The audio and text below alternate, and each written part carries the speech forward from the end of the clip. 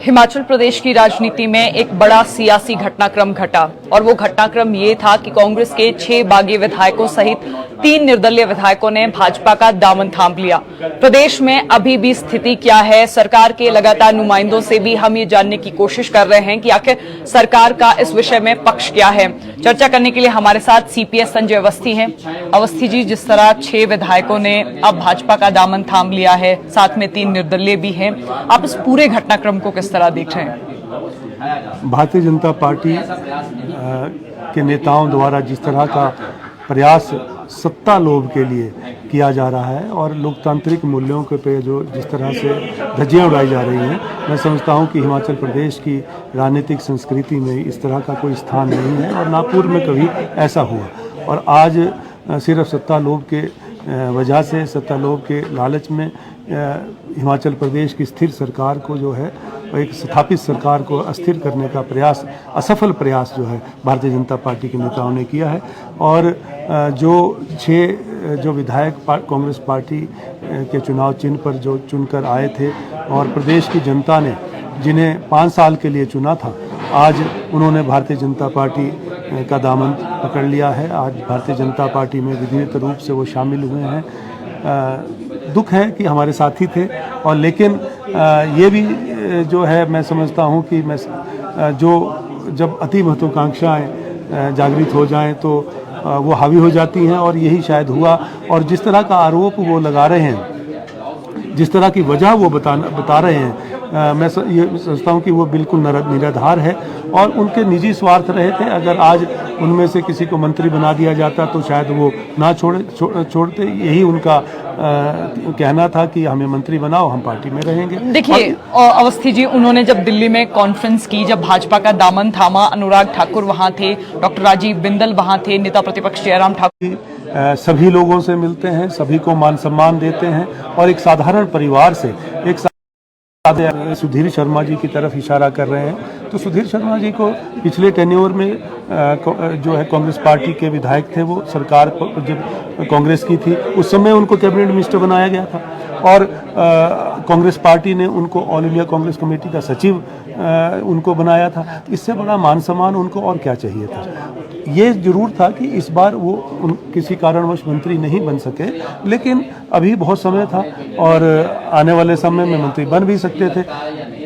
उनका सिर्फ एक ही ध्येय था कि अगर उनको मंत्री बना दिया जाता तो शायद वो पार्टी ना छोड़ते। तो ये तो मैं कहना चाहूँगा कि उनके निजी स्वार्थ के लिए उन्होंने ना सिर्फ पार्टी से गद्दारी करी, बल्कि उन सभी लोगों से गद्दारी करी जिन्होंने उनको 5 साल के लिए चुनकर भेजा। एक सवाल हिमाचल प्रदेश के सियासी गलियारों में भी घूम रहा है कि 9 नंबर हिमाचल प्रदेश की राजनीति के हिसाब से बहुत बड़ा है, कहीं भी उलटफेर हो सकता है। तो ऐसे में आपको नहीं लगता कि मुख्यमंत्री और सरकार लेवल पर भी कोई कमियां रही होंगी? नहीं, कमियां तो नहीं, मैं नहीं समझता कि कोई कमी रही हो। 15 महीने के कार्यकाल में जिस तरह से उपलब्धियां हासिल करी हैं, जनहित की योजनाओं को धरातल पर उतारने का प्रयास किया है, 2 बजट पेश किए और उन बजट में आप देखें कि इस बार का जो बजट है वो ग्रामीण क्षेत्र की आर्थिकी को बढ़ाने पर फोकस्ड है और हिमाचल प्रदेश को आत्मनिर्भर बनाने और स्वावलंबी बनाने की ओर बढ़ते कदम हैं। इस दृष्टिकोण से जो बजट में योजनाएं शामिल की गई हैं और जिस तरह से आर्थिक तंगी के बावजूद अपनी नेतृत्व कुशलता से, कुशल प्रबंधन से माननीय मुख्यमंत्री ठाकुर सुखविंदर सिंह सुक्खू जी ने 1500 रुपये की जो सम्मान निधि की राशि महिलाओं को देनी शुरू की है, ये अपने आप में बहुत बड़ी उपलब्धि है। एक ऐसे प्रदेश में जो आर्थिक तंगी से जूझ रहा हो, जिसके ऊपर 90,000 करोड़ रुपए का जो कर्ज चढ़ा हो और आपदा आने के बाद 12,000 करोड़ रुपए का नुकसान हिमाचल प्रदेश में हुआ हो, फिर भी जो 10 गारंटी योजनाएं हैं, इन 15 महीनों में 10 में से 5 गारंटी योजनाओं को पूरा किया जा चुका हो, तो ये अपने आप में एक नेतृत्व कुशलता दर्शाता है। और आने वाले समय में जो अभी 3.25 वर्ष का जो समय बचा है, इसमें प्रदेश में कांग्रेस की सरकार बिल्कुल स्थिर है और पूरा कार्यकाल जो है वो सरकार पूरा करेगी और जो भी जनता की अपेक्षाएं, उम्मीदें हैं, उनको पूरा करेगी। देखिए 14 महीने का कार्यकाल सरकार को भी अब हो गया है।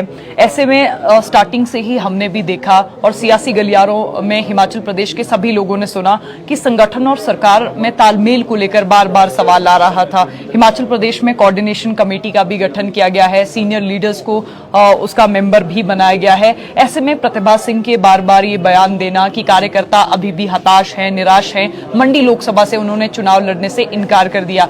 ऐसे में खबर ये भी आई कि कुछ विधायकों ने एक चिट्ठी हाईकमान को लिखी जिसमें उन्होंने कहा कि प्रतिभा सिंह को अपने पद से हटा देना चाहिए। ऐसा कुछ है क्या?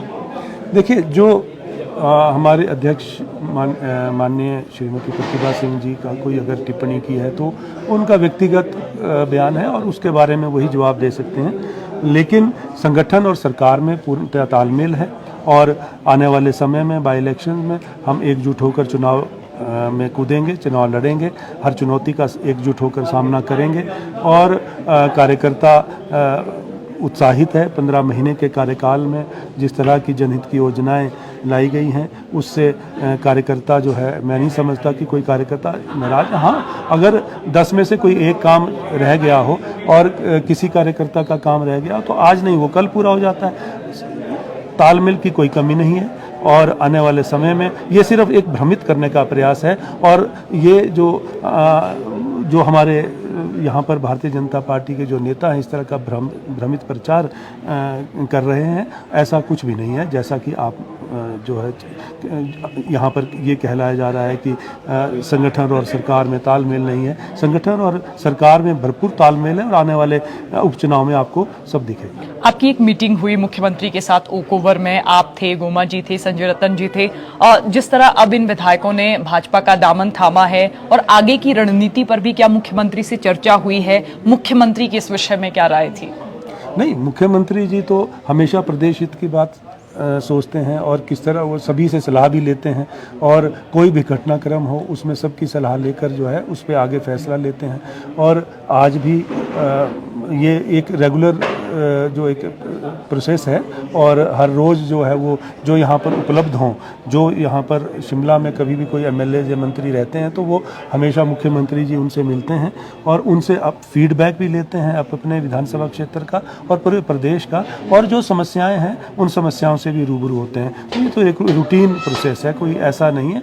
और आज जो हमारी चर्चा हुई है आगामी जो लोकसभा के चुनाव को लेकर और उपचुनाव में किस तरह से हमें जाना है और क्या हमारी जो है भविष्य की योजनाएं जो है प्रदेश हित में होनी चाहिए, इस तरह की चर्चा ये रेगुलर एक प्रोसेस है। नेता प्रतिपक्ष जयराम ठाकुर ने 2 दिन पहले एक प्रेस कॉन्फ्रेंस की। उन्होंने ये आरोप लगाया कि सरकार के 3 मंत्री हैं जो विधायकों को, जिन्होंने आज भाजपा का दामन थामा है, उनको फोन करके ये कह रहे हैं कि प्रदेश में नेतृत्व परिवर्तन हो सकता है, आप लोग वापस आ जाइए। इसमें कुछ सच्चाई है क्या? मैंने कहा ना आपको कि ये भ्रमित प्रचार करने में माहिर हैं और ये इसका कोई आधार नहीं है। इसका कोई आधार नहीं। देखिए, प्रदेश में जिस तरह की स्थितियां बन रही है, सियासी गलियारों में ये चर्चा हो रही है कि सरकार अभी भी वेंटिलेटर पर है। दूसरा सवाल ये कि अभी उपचुनाव होने हैं, चुनौतियां तो कांग्रेस के लिए भी है। इस चुनौतियों से निपटने के लिए सरकार के पास प्लान बी क्या है? देखिए, मैं सबसे पहले तो एक बात कहना चाहूँगा कि हिमाचल प्रदेश में प्रदेश सरकार, कांग्रेस की सरकार 5 वर्ष पूरा करेगी और सरकार को कोई खतरा नहीं है। वेंटिलेटर पर तो भारतीय जनता पार्टी है जो इधर उधर से ऑक्सीजन इकट्ठा कर रही है और अपनी सांसों को बढ़ाने के लिए। कुछ भाजपा के लोग कह रहे हैं कि अभी भी कांग्रेस के कुछ विधायक उनके संपर्क में है। इसमें कितनी सच्चाई है? क्योंकि बार बार हमने देखा कि विधायकों के साथ भी सुरक्षा इंतजाम पूरे किए गए हैं, वो चाहे किशोरी जी हों या फिर बरागटा जी हों या अन्य विधायक हों। ये सरकार को इतनी इनसिक्योरिटी है या फिर इसका कोई और रीजन है? नहीं, ऐसा कोई कुछ भी नहीं है। और भारतीय जनता पार्टी के बहुत से विधायक जो हैं वो हमारे संपर्क में हैं और आने वाले समय में आप देखेंगे कि वेंटिलेटर की ज़रूरत तो है भारतीय जनता पार्टी को ही पड़ेगी। कांग्रेस सरकार जो है 5 वर्ष पूरा करेगी और जो योजनाएं माननीय मुख्यमंत्री ठाकुर सुखविंदर सिंह सुक्खू जी जनहित की ला रहे हैं उनको धरातल पर पहुंचाने में हम उनका पूरा सहयोग करेंगे। एक अंतिम सवाल, प्रदेश में अभी चर्चा हो रही है कि जिस प्रतिशोध की राजनीति को हिमाचल प्रदेश में अब बंद कर दिया गया था, वो प्रतिशोध की राजनीति अब फिर हिमाचल प्रदेश के लोगों पर, विधायकों पर और नेताओं पर हावी हो रही है। इस प्रतिशोध की राजनीति के पीछे का कारण क्या है? क्योंकि लगातार विधायकों ने भी आरोप लगाया कि एफआईआर हो रही है, फिर इंद्रदत्त लखनपाल की एक चिट्ठी सोशल मीडिया में घूम रही है। इन सब पर आपकी प्रतिक्रिया? नहीं, प्रतिशोध की राजनीति में हम विश्वास नहीं करते हैं और मैं ये कहना चाहूँगा, और जो आरोप जो इंद्रदत्त लखनपाल जी ने लगाया है, तो मैंने जानकारी प्राप्त करी है और मेरी जानकारी के अनुसार जिस केस को लेकर वो बात कर रहे हैं वो एक पुराना केस है उनका और अनियमितताओं का केस है, और वो ये नहीं है कि आज ही वो रजिस्टर हुआ है। आपने भी एक एफआईआर करवाई थी आशीष और चैतन्य शर्मा के पिता। वो तो उसको आप अन्यथा ना लें।